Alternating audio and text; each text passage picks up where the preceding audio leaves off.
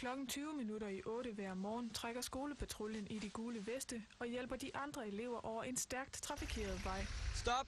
Vestene er helt nye og er en gave fra Trygfonden, og de er nødvendige. Så vi kan blive set, så vi ikke risikerer at blive kørt ned, når det er så mørkt. Og de nye veste giver en forbedret sikkerhed. Men den har faktisk et ekstra lag under her. Så står der skolepatrulje på, og det gør der også på bagsiden. Så den her er ekstra tydelig i forhold til de refleksveste, vi har haft tidligere. Uden skolepatruljen ved Skanderborg Realskole kommer eleverne ikke over vejen om morgenen.